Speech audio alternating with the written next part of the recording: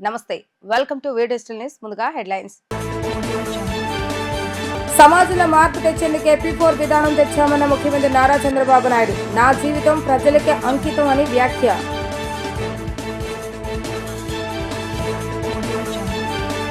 Vision ఉన్న చంద్రబాబు నాయుడుకు అండగా ఉండాలన్న డిప్యూటీ సీఎం పవన్ కళ్యాణ్. వైసీపీ సర్కార్ భవన నిర్మాణ కార్మికులను వేధించిందని ఆరోపణ. విశాఖ స్టేడియంలో ఐసీసీ చైర్మన్ జేషాతో కలిసి ఐపీఎల్ మ్యాచ్లో పాల్గొన్న మంత్రి లోకేష్. స్టేడియం పునరుద్ధరణ ఆధునీకరణను పురస్కరించుకుని శిలాఫలకం ఆవిష్కరణ.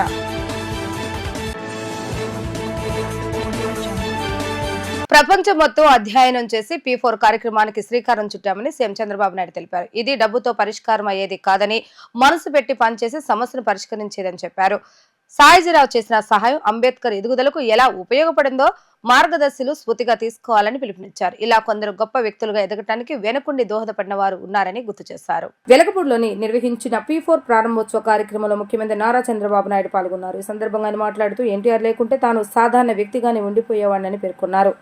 ఆయన వద్ద నేర్చుకున్న క్రమశిక్షణ, పట్టుదల తన ఎదుగుదలకు ఆదర్శమని వెల్లడించారు. P4 విధానం సరికొత్త చరిత్రకు శ్రీకారం అవుతుందని అన్నారు. రాష్ట్రాన్ని పేదరికం లేని ఆంధ్రప్రదేశ్గా మార్చేందుకే ఉగాది నాడు ఈ విధానానికి శ్రీకారం చుట్టామని తెలిపారు. గత 5 దశాబ్దాలుగా రాజకీయ రంగంలో తనను ఆదరిస్తున్న తెలుగు ప్రజలకి ఈ జీవితం అంకితమే తప్ప వేరే ఆలోచనలు లేవని స్పష్టం చేశారు. రాష్ట్ర అభివృద్ధి చేస్తూనే ప్రతి పేద కుటుంబాన్ని పైకి తీసుకొచ్చి తీరుతామని ఆయన స్పష్టం చేశారు. నన్ను గురించి నేను ఎక్కువగా చెప్పవలసిన అవసరం లేదు, మీకైతే ఈ సందర్భంగా చెప్పవలసిన అవసరం ఉంది. 1978లో ఎమ్మెల్యే అయ్యాను. 47 సంవత్సరాలైంది. ఇంకొక 3 సంవత్సరాలైతే 50 సంవత్సరాలు అవుతుంది.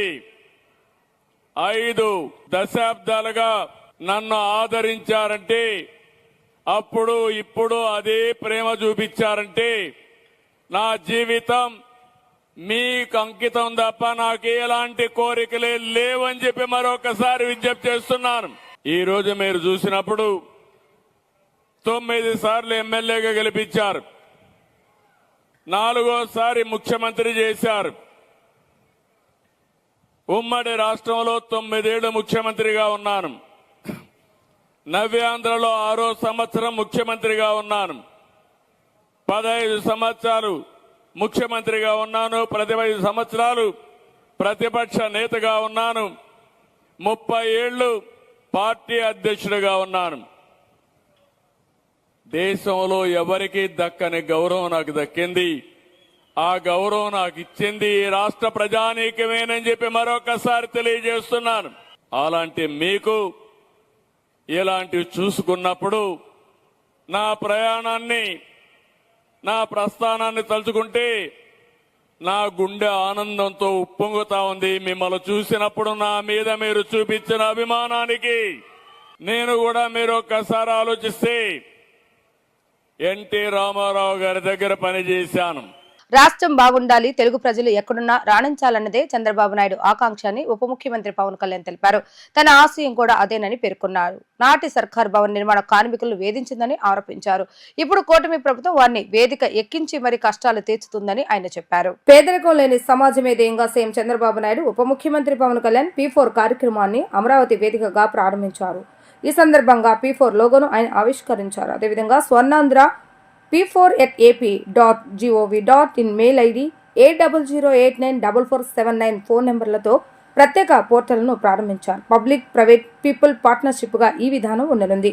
తొలి దశలో దాదాపు 20 లక్షల మందికి లబ్ధి చేకూరేలా ప్రణాళికలు రూపొందించారు. ఈ సందర్భంగా ఉప ముఖ్యమంత్రి పవన్ కళ్యాణ్ మాట్లాడుతూ P4 అంటే ఉదారంగా డబ్బులు ఇచ్చేయటం కాదని, అందరికీ సహకారంతో నిరుపేద కుటుంబాలను పైకి తీసుకురావటం దీని యొక్క ముఖ్య ఉద్దేశమని స్పష్టం చేశారు. గత వైసీపీ ప్రభుత్వం కంపెనీలు కనిపిస్తే చాలు వాటాలు రాయించుకుందని, కానీ తాము మాత్రం పేదలకు అభివృద్ధిలో వాటా కల్పించమని అడుగుతున్నామని చెప్పారు. చంద్రబాబు నాయుడు సీఎంగా లేకపోతే P4 బయటకు వచ్చేదే కాదని అన్నారు. ఆయన మా అందరికీ మార్గదర్శకత్వం చేస్తూ కష్టాల్లో ఉన్న రాష్ట్రాన్ని ముందుండి నడిపిస్తున్నారని, అందుకే 2014 నుంచి చంద్రబాబు నాయుడుకు మద్దతు ఇస్తున్నామని తెలిపారు. P4ను ప్రభుత్వ కార్యక్రమంగా చేపట్టిన సీఎం చంద్రబాబు నాయుడుకు ధన్యవాదాలు తెలియజేశారు. సినిమాలో 2.5 గంటల్లోనే సమస్యలన్నీ తీరిపోతాయి, కానీ నిజ జీవితంలో అలా కాదు. చంద్రబాబు నాయుడు లాంటి విజన్ ఉన్న నేత కావాలి. 2047 నాటికి స్వర్ణాంధ్ర లక్ష్యాన్ని సాధించేందుకు P4 పథకం ఉపయోగపడుతుంది. ప్రధాని మోడీ నేతృత్వంలో వికసిత్ భారత్ కోసం ముందుకు సాగుతుండగా సీఎం చంద్రబాబు నాయుడు నేతృత్వంలో ఏపీ స్వర్ణాంధ్రప్రదేశ్ గా రూపుదిద్దుకుంటుందని ఆయన అన్నారు. గౌరవ ముఖ్యమంత్రి శ్రీ నారా చంద్రబాబు నాయుడు గారు, నేను ఇక్కడ అమరావతిలో ఒక కార్యక్రమంలో పాల్గొన్న ఎలక్షన్స్ ముందు, ఆ రోజు వారికి ఉన్న ఆకాంక్ష కానీ నాకున్న ఆశయం కానీ ఆంధ్రప్రదేశ్ ప్రజలు చాలా బాగుండాలి, తెలుగు ప్రజలు ఎక్కడున్నా అద్భుతంగా రాణించాలనే కోరిక ఆకాంక్ష వారిది. అలాంటిది ఈ రోజున 164 సభ్యులతోటి, అసెంబ్లీ సభ్యులతోటి, 21 పార్లమెంట్ సభ్యులతోటి ఘన విజయం ఇచ్చినందుకు మీ అందరికీ ఈ ఉగాది పర్వదినాన మరోమారు మీకు ధన్యవాదాలు తెలియజేసుకుంటా ఉన్నాను. నేను 2014 నుంచి కూడా నేను ఎందుకు ఏమి ఆశించకుండా గౌరవ ముఖ్యమంత్రి శ్రీ నారా చంద్రబాబు నాయుడు గారికి మద్దతు ఇచ్చాను 2014 నుంచి అంటే, మన దగ్గర సత్తా లేనప్పుడు అది ప్రజలకి ఉపయోగపడే సత్తా కానీ, బలం కానీ, సమర్థత, తెలివితేటలు, ప్రతిభ ఒక నాయకుల దగ్గర ఉన్నప్పుడు అది ఓట్లు చీలకుండా అది ఇస్తే అది ప్రజలకి బలం అవుద్దని 2014 నుంచి నేను అదే పని చేశాను.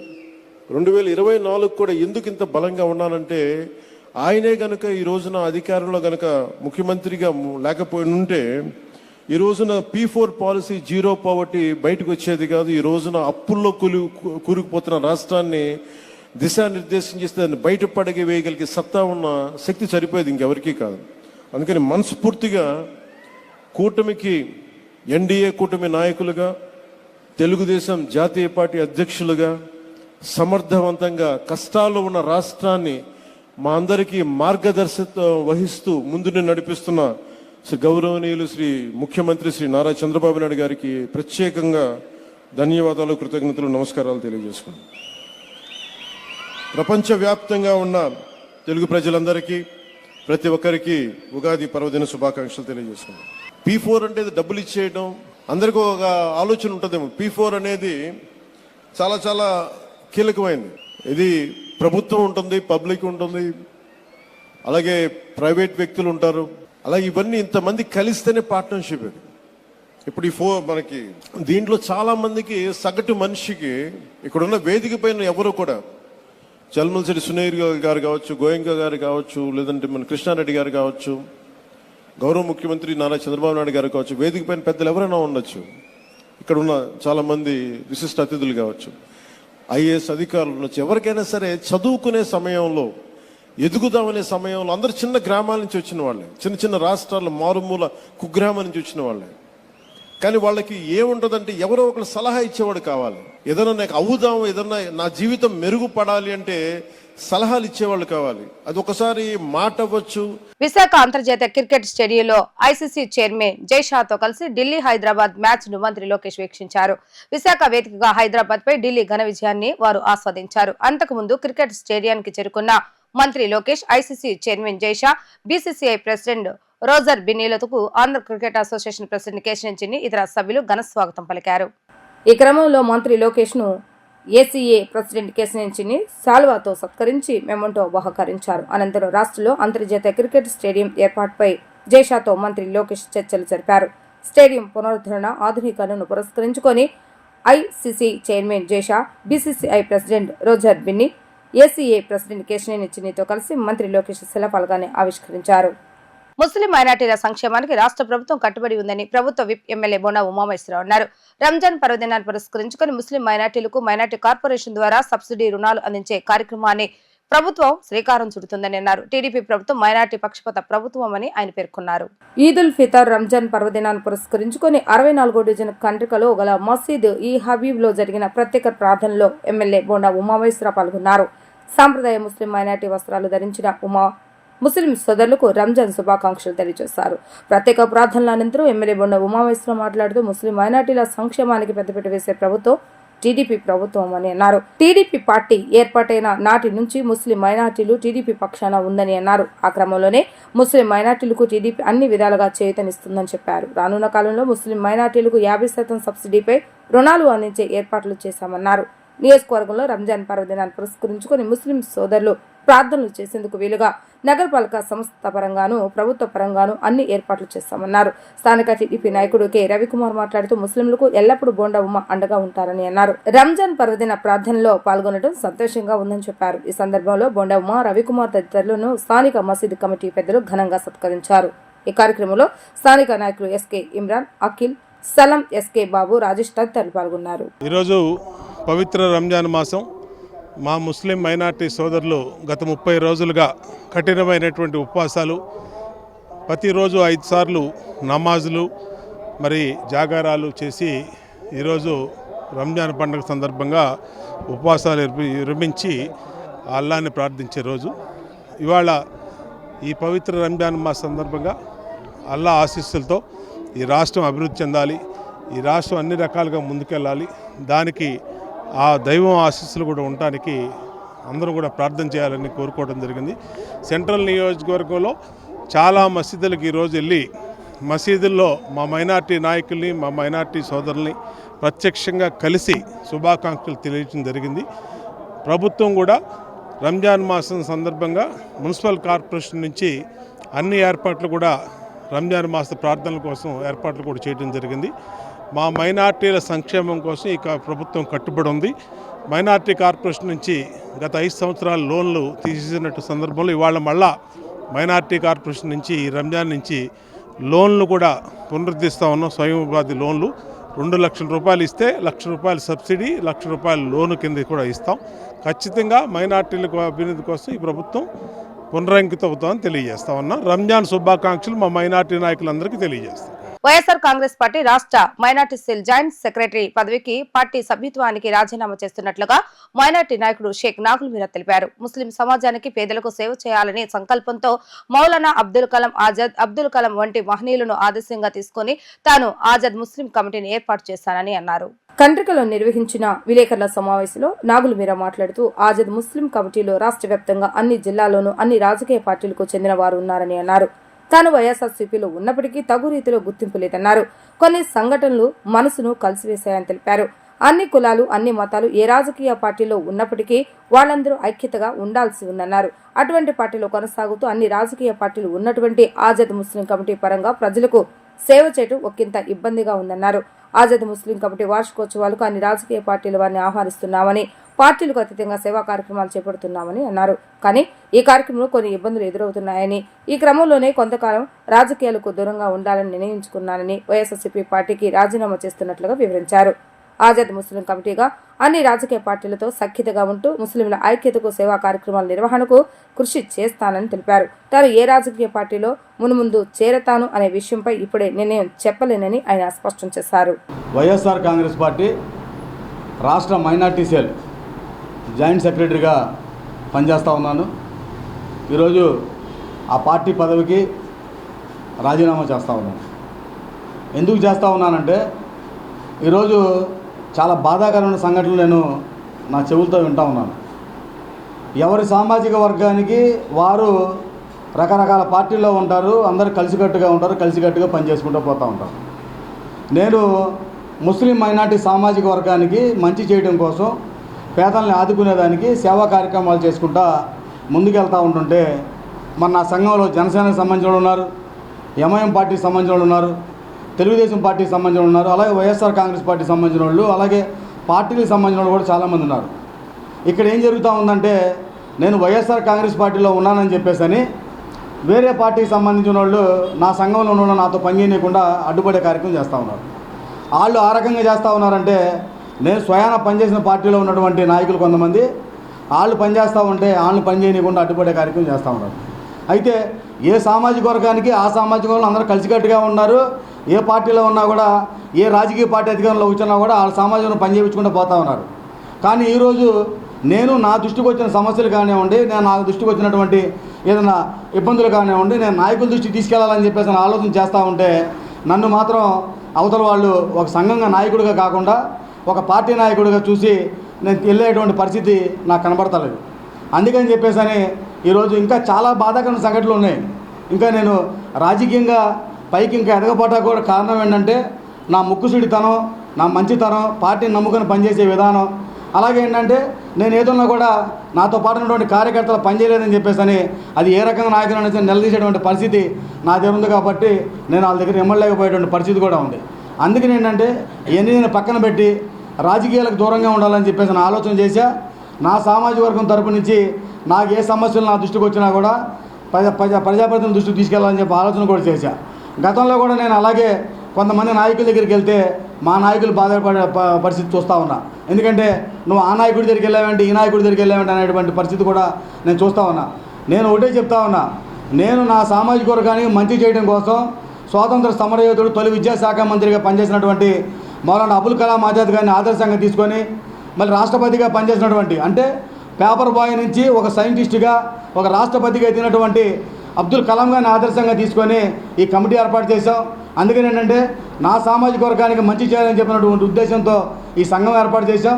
సంఘం ఏర్పాటు చేసిన తర్వాత వేరే వేరే సామాజిక వర్గం సంబంధించిన సమస్యలు వచ్చినా కూడా మనం పనిచేసుకుంటూ పోతా ఉన్నాం. అందుకనే పార్టీకి దూరంగా ఉండాలని చెప్పేసి అనుకుంటా ఉన్నా. కాంగ్రెస్ పార్టీ కార్యాలయం ఆంధ్రరత్న భవన్లో ఉగాది పర్వదిన వేడుకలు నగర కాంగ్రెస్ పార్టీ అధ్యక్షుడు నరహర్శెట్టి నరసింహరావు ఆధ్వర్యంలో ఘనంగా నిర్వహించడం జరిగింది.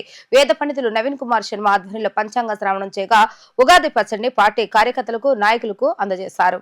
ఆంధ్రరత్న భవన్లోని నగర కాంగ్రెస్ పార్టీ కార్యాలయంలో ఉగాది పర్వదిన వేడుకలు ఘనంగా జరిగాయి. నవీన్ కుమార్ శర్మ ఆధ్వర్యంలో నిర్వహించిన ఉగాది పంచాంగ శ్రావణ కార్యక్రమంలో పార్టీ నాయకులు కార్యకర్తలు పెద్ద ఎత్తున పాల్గొన్నారు. ఈ సందర్భంగా నగర కాంగ్రెస్ పార్టీ అధ్యక్షుడు నరహర్శెట్టి నరసింహారావు మాట్లాడుతూ విశ్వాసనామ సంవత్సరంలో ప్రజలందరికీ శుభాలు కలగాలని ఆకాంక్షించారు. ఇప్పటికే రాష్ట్రంలో కాంగ్రెస్ పార్టీ బలమైన శక్తిగా ఎదుగుతుందని, రానున్న కాలంలో కేంద్రంలో రాహుల్ గాంధీ ప్రధాని పదవి చేపట్టడం ఖాయమని అన్నారు. విజయవాడ నగర కాంగ్రెస్ పార్టీ ఆధ్వర్యంలో ఆంధ్రరత్న భవన్లో తెలుగు సంవత్సర ఉగాది శుభాకాంక్షల్ని తెలియజేస్తూ పెద్దలు దైవజ్ఞులు ఎన్నో మంచి విషయాలు చెప్పారు. గతంలో కూడా ఇదే వేదిక మీద వారు పిసిసి అధ్యక్షుడు రుద్రరాజు గారు ఉన్నప్పుడు ఒక మాట చెప్పారు, ఇక్కడ రాజధాని అమరావతిలోనే ఉంటుంది, కాంగ్రెస్ పార్టీకి పూర్వవైభవం వస్తుంది.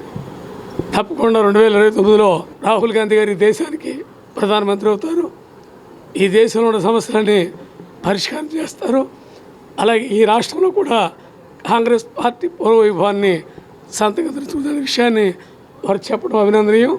తప్పకుండా వారి మనోరథం మా అందరి యొక్క మనోరథం కూడా నెరవేరాలని కోరుకుంటూ ఇవాళ ఈ కార్యక్రమానికి చేసినటువంటి కాంగ్రెస్ పార్టీ రాష్ట్ర నాయకులు గురునాథం గారు, అలాగే నాగేశ్వర గారు, అన్సారీ గారు, అలాగే రాజు గారు, షహాన్ గారు, అలాగే ప్రకాష్ గారు, మిగిలిన శ్రీనివాస్ గారు, అన్సారీ గారు, డివిజన్ కాంగ్రెస్ పార్టీ అధ్యక్షులు, అలాగే మా కార్మిక సంఘాల 7 సీటర్స్ ఆటో యూనియన్ గౌరవ సభ్యులకి కార్యవర్గానికి కూడా ముందుగా మహిళా సోదరిమణులకి ధన్యవాదాలు తెలియజేస్తూ మా లీగల్ సెల్ పూర్వ చైర్మన్ అయినటువంటి మా శాస్త్రి గారికి కూడా ప్రత్యేక అభినందనలు తెలియజేస్తూ ఇవాళ ఈ కార్యక్రమాన్ని ఇక్కడ చేసుకోవడం జరిగింది.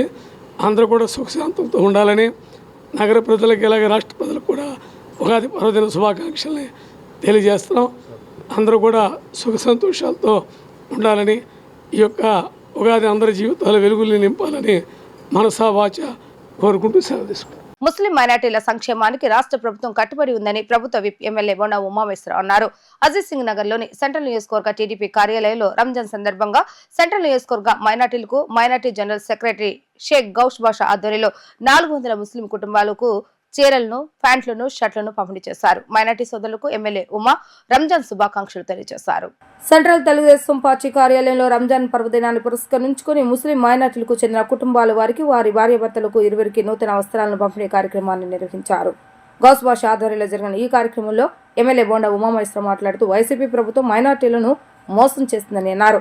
మైనార్టీల సంక్షేమం విస్మరించిందని అన్నారు. రాష్ట్రంలో తెలుగుదేశం పార్టీ అధికారంలోకి వచ్చాక మైనార్టీలకు కొండంత అండ లభించిందని బొండా ఉమా తెలిపారు. టీడీపీ ప్రభుత్వం అధికారంలోకి వచ్చిన వెంటనే మసీదుల ఇమాం మౌజాంలకు గౌరవ వేతనంతో పాటు నియోజకవర్గంలో అనేక కబ్రస్థాన్ల మరమ్మతులు చేపట్టడం జరిగిందని అన్నారు. మైనార్టీల కార్పొరేషన్ ద్వారా సబ్సిడీ లోన్లు అందజేస్తున్నామని వివరించారు.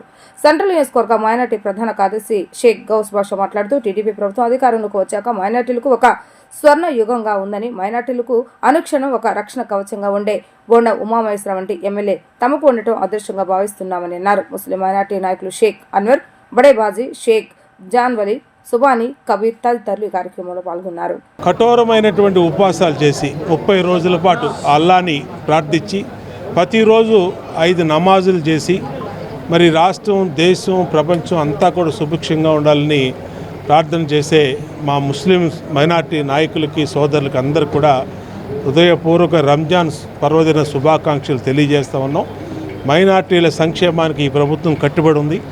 మైనార్టీల అభివృద్ధి కోసం ఈ ప్రభుత్వం కట్టుబడి ఉంది. మళ్ళా గత 5 సంవత్సరాలు లేనటువంటి మైనార్టీ స్కీములన్నీ మళ్ళీ పునరుద్ధరిస్తున్నాం. మైనార్టీలకి స్వర్ణయుగం ఈ 5 సంవత్సరాలు ఈ ప్రభుత్వం, తెలుగుదేశం ప్రభుత్వంలో ఖచ్చితంగా మైనార్టీ కుటుంబాల అభివృద్ధి కోసం మైనార్టీ లోన్లు ఇస్తాం. అలాగే ఇమాములకి, మౌజూదులకి జీతాలు పెంచాం. మళ్ళా మసీదులకి రంజాన్తో నిధులు ఇస్తాం. ఖచ్చితంగా అన్ని రకాలుగా కూడా మైనార్టీ సోదరులకు అండగా ఉంటామని హృదయపూర్వకంగా రంజాన్ శుభాకాంక్షలు మా మైనార్టీ సోదరులకి తెలియజేస్తాం. మన సెంట్రల్ ఆఫీస్లో ఉండరావు గారు మైనార్టీలందరికీ మైనార్టీ పక్షపాతిగా నిలబడి ఈ రంజాన్ నెల మొత్తం ఉపవాస కార్యక్రమాలు చేస్తున్న ప్రతి ఒక్కరికి ఇఫ్తార్ విందులు పెట్టారు. అలాగే అనేక చోట్ల ఇఫ్తార్లకు వచ్చారు. అనేక రకాలుగా మైనార్టీలని ప్రోత్సహించారు. అలాగే ఈ రోజున రేపు రంజాన్ అనంగా ఈ రోజున సుమారు ఒక 300 మంది మైనార్టీలకి ఇంట్లో వాళ్ళ కుటుంబ సభ్యులతో సహా కలిపి బట్టలు ఇవ్వడం అనేది చాలా సంతోషంగా ఉంది. అసలు మైనార్టీల కోసం ఇంత ఆలోచించే మనిషి, ఇంత ఇచ్చేసే మనిషి ఈ నియోజకవర్గానికి శాసనసభ్యుడిగా రావడం మేము చేసుకున్న అదృష్టం అని చెప్పి మేము భావిస్తున్నాము. అలాగే ఈ మైనార్టీలని దృష్టిలో పెట్టుకొని ఖబర్స్థాన్లు కానీ, మసీదులను కానీ, మద్రసాలని కానీ, మరమ్మతుల విషయంలో కానీ, వాటి డెవలప్మెంట్ విషయంలో కానీ జాగ్రత్త తీసుకొని ఇప్పటికే పైకాపురం ఖబర్స్థాన్ కోసం 19 లక్షల రూపాయలు వదిలారు. మొత్తం శాంక్షన్ చేసి టెండర్లు వదిలారు, మొత్తం చేశారు. మన పైపుల రోడ్ ఖబర్స్థాన్ని కూడా బాగు చేశారు. అలాగే ఈ రంజాన్ సందర్భంగా అనునిత్యం ఆయన టైం కేటాయించి అనేక మసీదులకి వచ్చి అనేక మసీదులకి చేసి మొత్తం ఒక శుభాకాంక్షలు తెలపడం కోసం ఇలా తిరగడం అనేది మాకు చాలా అదృష్టం. మైనార్టీల కోసం ఎంత కష్టపడుతున్నటువంటి వ్యక్తిని మనం ఇచ్చేసుకోవడం అనేది మన నియోజకవర్గానికి అధ్యక్షుడిగా వచ్చినందుకు మేము చాలా చాలా చాలా సంతోషపడుతున్నాము. అందరం కృతజ్ఞత తెలుపుతున్నాం మైనార్టీలు అందరం కలిసి. బెజవాడ ఇంద్రకీలాద్రి కనకదుర్గమ్మ సన్నిధులు వసంత నవరాత్రులు వైభవోపేతంగా జరుగుతున్నాయి. వేద పండితులు వేదఘోష నడుమ కనకాంబరాలు, గులాబీ పూలతో ప్రత్యేక పుష్పార్చన నయనందకారంగా సాగింది. ఇంద్రకీలాద్రిపై కొలువై ఉన్న జగన్మాత శ్రీ కనకదుర్గమ్మ ఆలయంలో వసంత నవరాత్రులు కనుల పండుగగా నిర్వహిస్తున్నారు. వసంతోత్సవాలు 2వ రోజు నూతనంగా నిర్మించిన పూజా మండపం నటరాజస్వామి ఆలయ ప్రాంగణంలో దుర్గమ్మకు కనకాంబరాలు, గులాబీ పూలతో ప్రత్యేక పుష్పార్చన వర్ణశోభితంగా సాగింది. వైదిక కమిటీ సభ్యులు, అర్చకులు వేద మంత్రోచ్చరణల నడుమ జగన్మాతకు విశేష అర్చన నిర్వహించారు. భక్తులు పెద్ద సంఖ్యలో తరలివచ్చి అమ్మవారిని దర్శించుకున్నారు. పుష్పార్చన జరుగుతున్న సమయంలో ఆలయ ప్రాంగణం దుర్గమ్మ నామస్మరణలతో మారుమోగింది.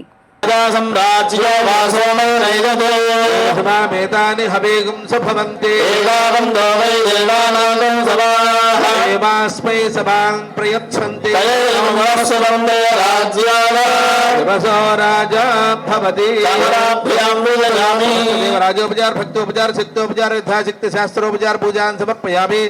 अपराध सहस्राणि क्रियन्ते अहर्निशं मया दासोऽपि मां मत्वा क्षमस्व महेश्वरी. यस्य स्मृत्यात् नामोक्त्यातमः पूजा क्रियादिषु न्यूनं सम्पूर्णान्यादि सज्जो वन्दे महेश्वरी. మంత్రహీనం క్రియాహీనం భక్తిహీనం పరమేశ్వరి. వార్తలు ముగించే ముందు హెడ్లైన్స్ మరొకసారి. సమాజంలో మార్పు తెచ్చేందుకే P4 విధానం తెచ్చామన్న ముఖ్యమంత్రి నారా చంద్రబాబు నాయుడు. నా జీవితం ప్రజలకే అంకితం అని వ్యాఖ్య.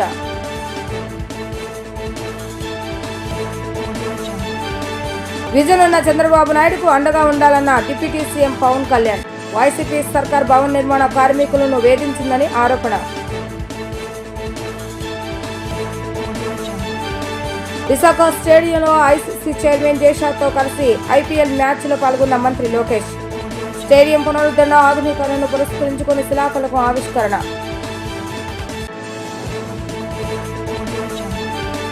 ఇవి ఈ రోజు వార్తా విశేషాలు. మరలా తిరిగి ప్రసారమయ్యే వార్తలు మళ్ళీ కలుద్దాం. అందరూ సెలవు, నమస్కారం.